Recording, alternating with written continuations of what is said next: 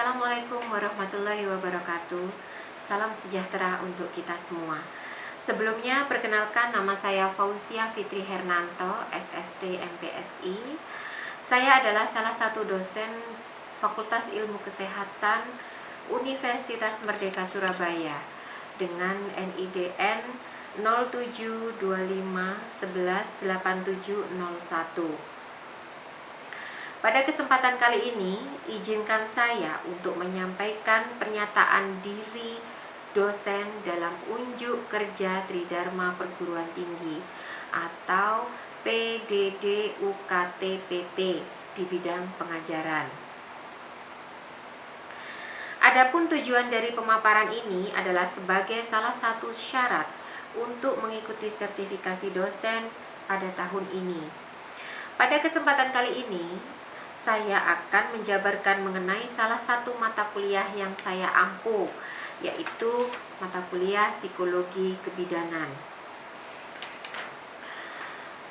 Mata kuliah Psikologi Kebidanan, di mana pemaparan saya mencakup DIA, Delivery, Interaction, and Assessment.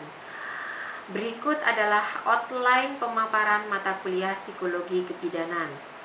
Pertama, terdiri dari deskripsi mata kuliah. 2. Capaian pembelajaran mata kuliah atau CPMK. 3. Sistem pembelajaran atau mode perkuliahan. 4. Materi pembelajaran. 5. Metode pembelajaran. 6. Sistem penilaian atau teknik dan indikator. Dan yang terakhir, akan saya sampaikan rekaman video proses pengajaran saya di dalam salah satu kelas, di mana mata kuliah Psikologi Kebidanan yang saya ampu pada saat ini. Identitas mata kuliah Psikologi Kebidanan. Mata kuliah Psikologi Kebidanan diberikan di semester ganjil tahun ajaran atau tahun akademik 2020-2021, diberikan kepada mahasiswa semester 1 atau tingkat 1 dengan kode mata kuliah FKB 181307. Statusnya adalah wajib, bobotnya 2 SKS, mata kuliah prasyarat tidak ada, dan untuk dosen pengampunya adalah saya sendiri, yaitu Fauzia Fitri Hernanto, SST MPSI.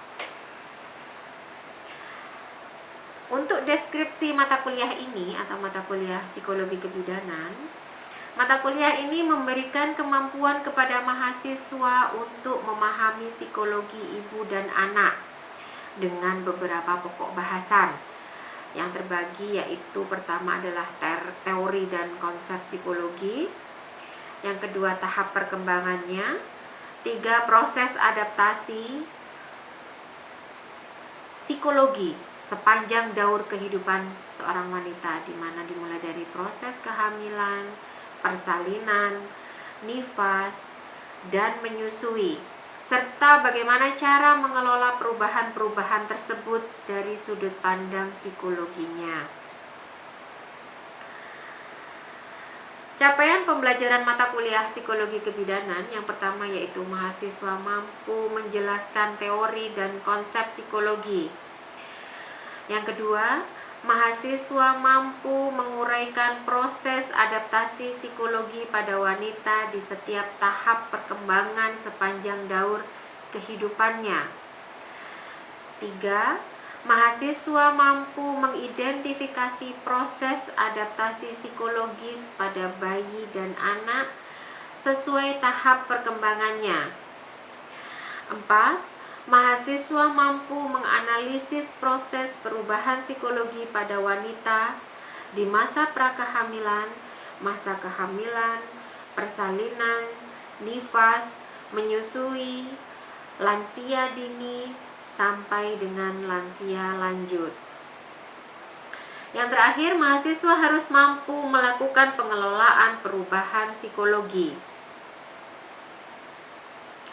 Untuk materi pembelajaran atau materi kuliah, terdapat 6 pokok bahasan di dalam mata kuliah ini, di mana setiap pokok bahasan terdiri dari beberapa sub pokok bahasan yang kami berikan di beberapa kali tatap muka kepada mahasiswa. Di teori pertama atau pokok bahasan pertama, teori dan konsep psikologi. Materi ini terbagi menjadi 2 kali tatap muka, yaitu pertemuan pertama dan pertemuan kedua, di mana di pertemuan pertama mahasiswa wajib atau diharuskan memahami pengertian, sejarah psikologi, macam teori psikologi menurut beberapa aliran, beserta ruang lingkup psikologi. Di pertemuan kedua, mahasiswa wajib mengetahui proses pembentukan perilaku menurut beberapa ahli, beserta perubahan-perubahan perilaku. Di pokok bahasan kedua, proses adaptasi psikologi pada wanita setiap tahap perkembangan sepanjang daur kehidupannya, ini terbagi menjadi 2 kali tatap muka, di mana pertemuan ketiga dan keempat memiliki sub pokok bahasan sendiri-sendiri. Di pertemuan ketiga, mahasiswa akan menganalisis adaptif dan maladaptifnya. Di pertemuan keempat, kami akan menjelaskan tentang adaptasi psikologi pada bayi, adaptasi psikologi pada balita, adaptasi psikologi pada usia sekolah, dan adaptasi psikologi pada remaja. Pokok bahasan ketiga yaitu proses adaptasi psikologi pada bayi dan anak sesuai dengan tahap perkembangannya. Itu akan terbagi di 2 kali pertemuan, yaitu di pertemuan kelima dan pertemuan keenam. Di mana pertemuan kelima, kami akan membahas tentang keadaan psikologi bayi dan anak, faktor-faktor yang mempengaruhi perkembangan psikologi, masalah-masalah psikologi pada anak yang sering terjadi, dan kebutuhan bimbingan psikologi pada anak. Di pertemuan keenam, sub pokok bahasannya akan mempelajari tentang perkembangan psikologi masa prasekolah, perkembangan psikologi masa sekolah, dan perkembangan psikologi di masa pubertas. Pokok bahasan yang keempat, proses perubahan psikologi pada wanita dimulai dari masa kehamilan, persalinan, nifas, menyusui, masa lansia dini, dan masa lansia lanjut, terbagi menjadi beberapa kali pertemuan, dari pertemuan ke-7 hingga pertemuan ke-12. Di mana pertemuan ke-7, mahasiswa harus mampu menganalisis proses perubahan psikologi pada wanita dewasa pada masa kehamilan, pada masa persalinan, pada masa nifas. Begitu juga di pertemuan ke-9, ke-10, mahasiswa harus mampu menganalisa atau mengidentifikasi wanita sebagai ibu, wanita sebagai lansia. Lalu di pertemuan ke-11 dan pertemuan ke-12, di sini kami akan mengajarkan mahasiswa untuk menganalisis proses perubahan psikologi pada wanita, terutama pada saat terjadinya gangguan psikologi pada masa reproduksi. Pada masa reproduksi itu terbagi menjadi beberapa sub pokok bahasan lagi, yang mana terbagi menjadi pada masa reproduksi pada saat menstruasi, pada saat perkawinan, lalu terjadi lagi gangguan psikologis pada masa reproduksi saat kehamilan, persalinan, nifas, dan masa menopause. Di pokok bahasan yang kelima, yaitu tentang pengelolaan perubahan psikologi, ini akan diberikan di pertemuan ke-13 dan ke-14, yang mana pertemuan ke-13 kami akan membantu mahasiswa untuk mengetahui atau mengatasi gangguan psikologi menstruasi berupa konseling atau melalui pendekatan-pendekatan komunikasi terapeutik, Lalu kita juga bisa membantu mahasiswa untuk mengetahui bagaimana caranya berhubungan baik dengan pasien yang mengalami kondisi psikologis yang tidak menentu pada saat masa kehamilan. Di pertemuan atau subpokok bahasan ke-6, yaitu etika profesi kebidanan, di pertemuan ke-14, di sini kami akan membantu mahasiswa untuk mengetahui cara mengatasi gangguan psikologis yang berhubungan dengan persalinan, dimulai dari pendekatannya, peningkatan support system atau dukungan keluarga, serta cara mengatasi gangguan psikologis yang berhubungan dengan masa nifas, sampai dengan etika profesi dalam menerapkan psikologi kebidanan. Jadi, setiap kita menganjurkan atau memberikan bantuan kepada calon ibu atau ibu bersalin, kita harus selalu menerapkan etika, di mana etika profesi kebidanan telah diatur di dalam standar ilmu kebidanan.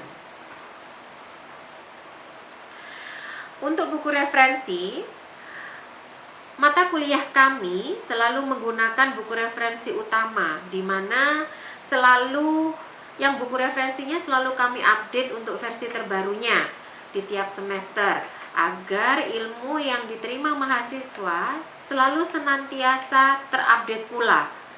Selain itu, dosen juga menggunakan beberapa referensi jurnal, artikel-artikel penelitian untuk memberikan contoh-contoh topik atau materi pada setiap sesi perkuliahan. Metode pembelajaran yang kami gunakan di mata kuliah psikologi kebidanan yaitu berupa ceramah, diskusi kelompok, dan terkadang diselingi dengan praktikum. Untuk media yang kami gunakan yaitu ada software dan hardware. Untuk softwarenya kami menggunakan PowerPoint disertai dengan LCD dan laptop. Ada juga berupa video pembelajaran dalam bentuk e-learning. Dan ada juga modul ajar, di mana modul ini diterbitkan oleh Fakultas Ilmu Kesehatan Universitas Merdeka Surabaya yang telah disahkan oleh Dekan Fakultas. Untuk bobot penilaian psikologi kebidanan terbagi menjadi 3 item, di mana UTS terdiri dari 30%, UAS terdiri dari 40%, yang masing-masing keduanya itu berupa ujian tertulis pilihan ganda. Ada juga penugasan, di mana penugasan ini memiliki unsur 30%. Penugasan itu sendiri terdiri dalam bentuk tugas kelompok, ada juga maupun tugas individu.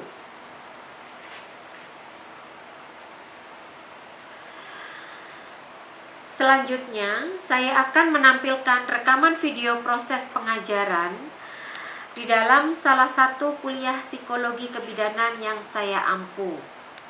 Selamat menyaksikan.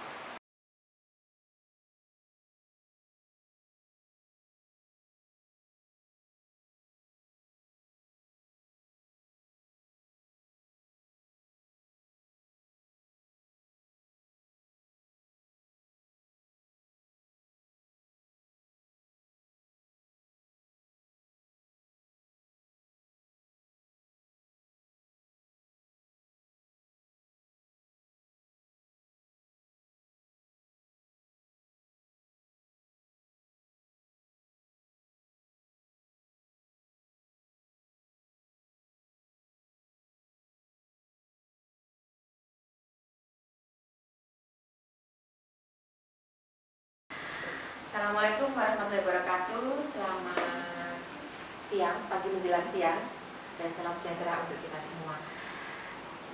Pada siang hari ini kita ketemu lagi di perkuliahan psikologi, di mana kita sudah masuk ke pertemuan kemarin habis UTS ya? Nah, kita masuk di pertemuan pertama setelah UTS nih. Nah, gimana kemarin UTS-nya? Lancar, amin. Oke, di sini pertemuan pertama setelah UTS kita akan membahas tentang adaptasi psikologi wanita dewasa di masa kehamilan. Yang mana sebelum UTS saya pernah menjelaskan kalau psikologi itu apa, pengertian dari psikologi itu apa, kan sudah ya, dimana psikologi itu adalah dibentuk dari dua suku kata, psiko dan logos. Yang psiko itu artinya kejiwaan dan logos adalah ilmu. Kalau dijadikan satu, yang berarti psikologi adalah ilmu tentang kejiwaan. Nah, kalau kita berbicara tentang ilmu kejiwaan pada ibu hamil, terutama karena kita adalah nantinya dicetak untuk menjadi seorang bidan, maka kita wajib untuk mengetahui kondisi psikologis seorang pasien, di mana pasien ibu hamil itu memiliki kondisi kejiwaan yang berbeda-beda antara pasien yang satu dengan pasien yang lainnya. Ada ibu hamil yang menerima kehamilan itu dengan sangat bahagia, ada ibu hamil yang menerima kehamilan itu dengan 50-50, sedikit diterima, sedikit kurang menerima kenyataan. Nah, di sini kita akan belajar tentang hal itu. Kita harus tahu dulu, sebelum kita mengetahui kondisi kejiwaan seseorang, kita harus tahu dulu apa sih itu masa kehamilan. Kalau saya rasa mungkin masa kehamilan nanti dapat materinya lengkap di asuhan kehamilan ya, asuhan kebidanan pada ibu hamil. Ini mungkin kita bisa ngulik sekilas aja tentang masa kehamilan itu sendiri sebelum kita mengulik tentang kondisi kejiwaan seseorang. Oke, masa kehamilan yaitu adalah masa yang mana dimulai dari masa konsepsi hingga lahirnya janin. Lamanya hamil normal itu biasanya adalah 280 hari atau biasa disebut dengan 40 minggu atau 9 bulan 7 hari sampai dengan 10 hari. Tapi itu berbeda-beda ya, setiap orang nggak harus melulu patok pasti, enggak seperti itu. Nah, biasanya usia kehamilan itu dihitung dari haid pertama, dari haid yang paling terakhir, siklus terakhir atau biasa disingkat dengan HPHT, ya kerennya HPHT. Masa kehamilan itu bisa disebut juga dengan masa bertemunya dua buah sel dalam tubuh manusia, yaitu sel sperma dan sel ovum. Di mana pada saat ibu hamil terjadi perubahan adaptasi psikologi dalam kehamilan serta adaptasi individu dan keluarga terhadap kehamilan. Jadi intinya yang beradaptasi itu tidak hanya ibunya, tetapi juga ada keluarga, baik itu suami maupun keluarga terdekat yang di sekitar ibu, baik orang tua, saudara, kakak, adik, seperti itu. Hari pertama haid terakhir, ya kan? Bu, tanggal berapa Bu kemarin mensnya yang terakhir? Tapi saya lupa. Kalau lupa gitu gimana cara mancingnya? Kira-kira Bu, biasanya nih awal bulan kah, akhir bulan kah, pertengahan kah? Nah, itu caranya mancing ya. Nggak boleh, nanti kalau HPHT nggak ketemu, kalian nggak bisa menentukan HPL-nya, hari perkiraan lahir ya. Dari mana kalian bisa menentukan HPL kalau HPHT nggak tahu? Masa mau HPHT dikasih tanda tanya terus HPL dikasih tanda tanya? Kan ya nggak mungkin ya. Nah, terus biasanya trimester pertama itu terjadi gangguan rasa nyaman. Seperti apa? Muntah, morning sickness. Biasa disebut dengan morning sickness. Yang kedua, sering buang air kecil. Yang ketiga, badan terasa lebih lemah. Ya, sering capek, sering berkeringat, banyak berkeringat. Itu kalau orangnya nggak stabil, orangnya belum siap menerima kehamilan itu, maka dia akan meledak-ledak emosinya, ya kan? Dia akan menyalahkan siapapun yang ada di sekitarnya, bahkan bisa-bisa dia menyalahkan janinnya itu sendiri. Itu ya, itu yang harus diwaspadai oleh ibu bidan ya. Lalu yang ketiga, yang berikutnya, keraguan tentang diri dan pasangan terhadap peran menjadi orang tua. Biasanya ini terjadi pada ibu-ibu yang hamil anak pertama atau gravida 1, di mana dia belum yakin dengan dirinya sendiri dan pasangannya untuk bisa menjadi seorang orang tua. Gitu ya. Aku bisa nggak ya? Aduh, nanti kalau ibuku nggak ada, aku nggak ada yang bantu, terus nanti gimana anakku? Nanti kalau malam gimana? Nah, ketakutan-ketakutan semacam itu kalau tidak diberi dukungan moral yang baik dari suami, keluarga maupun dari ibu bidan atau ibu petugas kesehatan, maka dia akan merasa sendiri. Upayakan petugas kesehatan itu harus selalu memberikan dukungan positif sehingga pasien tidak merasa sendiri, begitu ya. Baik, Begitu juga dengan gangguan psikologi pada ibu hamil di trimester ketiga, yang mana dimulai dari rasa kelelahan yang semakin tinggi, semakin besar, makin nggak nyaman karena bentuk badannya semakin besar ya, perutnya juga makin besar, dimana juga di sana ada kekhawatiran terhadap kesehatan dirinya ataupun untuk janinnya selama proses melahirkan. Gangguan mental pada saat kehamilan itu ada beberapa penyebab, di mana yang pertama di sini adalah kemandulan. Kenapa kok kemandulan itu disebut bisa menjadi penyebab stresor seseorang meninggal? Karena pada dasarnya, pada hakikatnya, setiap manusia ketika sudah melakukan pernikahan, pastikan harapannya kan bisa menjadi orang tua, ya. Tapi apabila 1 tahun menunggu, 2 tahun mungkin masih dirasa aman walaupun sedikit was-was ya, 3 tahun kok nggak ada kejelasan, akhirnya di tahun keempat atau tahun kelima itu sudah mulai banyak pertanyaan-pertanyaan yang terkadang pertanyaan itu akan menimbulkan rasa tersinggung ya. Kadang kan orang baper ya, istilahnya baper. Gangguan mental pada saat kehamilan yang pertama adalah kemandulan. Kenapa kemandulan? Karena untuk pasangan suami istri atau pasangan yang sudah menikah itu memang secara kodrat ya, secara kodrat mereka akan menantikan kehadiran buah hati atau anak. Nah, di sini kemandulan itu merupakan satu masalah yang bisa mengganggu kondisi kejiwaan seseorang, dikarenakan apa? Kesuburan itu merupakan syarat mutlak untuk bisa hamil. Nah, ketika seseorang dinyatakan mandul atau sistem reproduksinya bermasalah, maka kesuburan ini bisa dikatakan tidak lagi memenuhi syarat yang optimal untuk mengandung, kan begitu ya. Masa kesuburan itu berlangsung dalam satu periode tertentu. Biasanya di kehidupan wanita itu bisa mulai berlangsung di usia 14 sampai 50 tahun.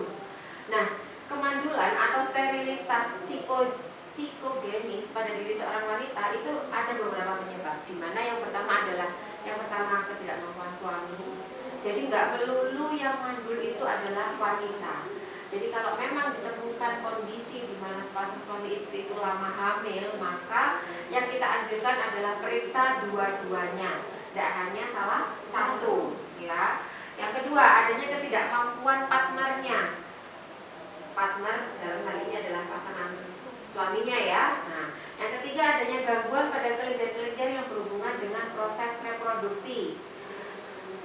Itu pernah saya alami yang C ini, karena pada saat itu kebetulan saya 5 tahun menikah baru bisa hamil, sehingga bolak-balik memang harus konsultasi. Kondisi kesehatan suami saya sehat, hanya memang pada saat itu sel telur saya jumlahnya lebih banyak, nah, dan tidak bisa matang sesuai dengan waktu yang sudah. Biasanya setiap bulan kan wanita kan mens, ketika mens itu kan sel telurnya matang lalu dikuburkan ya, kalau diluruhkan, nah, itu saya tidak bisa matang, sehingga sel telur saya tidak bisa luruh dan tidak bisa dibuang, seperti itu ya. Nah, abnormalitas, gangguan-gangguan pada waktu senggama, dan yang terakhir adalah pengaruh psikologis yang bisa mengakibatkan sterilitas atau kemandulan pada wanita. Hamil di luar nikah atau hamil yang tidak dikehendaki. Hamil di luar nikah jelas kita sudah tahu penyebabnya. Dan hamil dalam kasus ini biasanya di negara Indonesia itu yang paling banyak malah hamil yang tidak dikehendaki. Hamil yang tidak dikehendaki itu apakah sama dengan hamil di luar nikah? Belum tentu.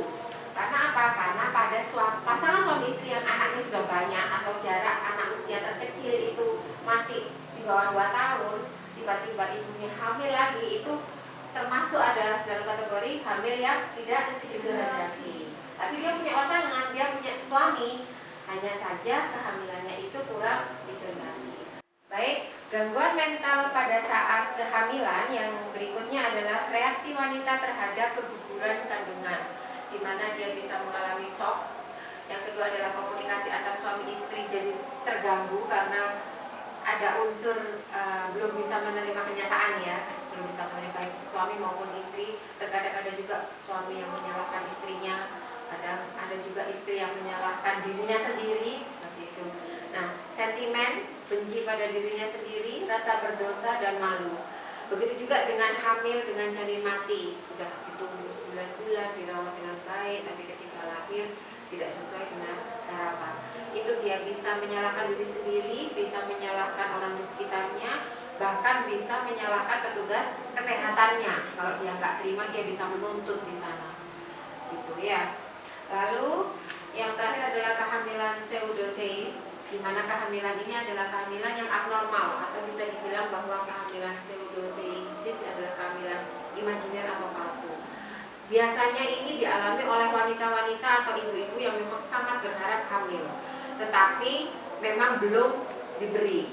Tapi dia sudah merasa, saya sudah telah menstruasi, saya sudah mual muntah, saya sudah morning sickness, gejala-gejala yang pada umumnya dialami oleh ibu hamil, saya sudah merasakan, bahkan perut saya sudah mau besar. Tapi ingat, ada satu yang harus perlu diwaspadai, karena ada yang namanya hamil palsu, ada juga hamil yang memang benar-benar hamil. Kalau hamil palsu itu memang ciri-ciri mendekati sama dengan ibu hamil pada umumnya. Hanya saja yang pasti memastikan ibu itu hamil atau tidak adalah terdengar detak jantung janin, gitu ya. Kalau dia cuma ngomong, tapi saya merasakan bayi saya bergerak dalam perut, oh belum tentu, ya kan? Itu bisa aja imajinasinya dia, karena memang dia sangat ingin hamil, tapi perut saya membesar, oh belum tentu, mungkin ada penyakit yang lain. Tapi saya mual muntah, Bu Bidan tiap pagi, ya mungkin masuk angin. Nah, kayak gitu ya. Yang menentukan pasti adalah adanya detak jantung janin. Seperti itu ya. Mungkin di sini paparan materi yang saya sampaikan sudah cukup. Barangkali ada yang mau ditanyakan, boleh? Ya, silakan. Apa yang dimaksud dengan sindrom baby blues? Sindrom baby blues. Kalau kita berbicara sindrom baby blues, itu memang keadaan psikologis yang sangat mengganggu ketidaknyamanan seorang ibu ya. Tetapi yang harus digarisbawahi di sini, kita di sini temanya adalah membahas tentang kehamilan. Kalau Anda bertanya tentang baby blues, itu sudah masuk periode masa nifas. Nah, nanti pasti akan saya jelaskan secara lebih detailnya. Tapi untuk saat ini karena ada pertanyaan apa sindrom baby blues itu sendiri, dampaknya seperti apa, itu sangat tidak bagus, karena yang pertama, sindrom baby blues itu bisa menghantui pikiran ibu. Pikirannya macam-macam, yang enggak itu muncul semua. Dia enggak pede, dia rasanya kurang jadi peran ibunya itu kurang mantap gitu loh. Jadi dia itu kurang percaya diri dengan dirinya sendiri, dia kurang percaya diri terhadap ASI yang dia limpahkan, atau dia kurang percaya diri atas bayi yang dia lahirkan. Mungkin bayinya kecil atau prematur, atau dia inginnya bayi laki-laki tapi munculnya perempuan, lahirnya perempuan. Nah, itu penyebab-penyebab seperti itulah yang biasanya bisa menciptakan kondisi ibu di mana dia belum bisa menerima kenyataan keadaan dirinya. Nah, itu yang bersinggungan sekali dengan sindrom baby blues. Begitu ya Mbak, bisa diterima? Apa yang harus dipahami seorang pasangan sebelum menikah agar saat hamil ia tidak mengalami masalah psikologi?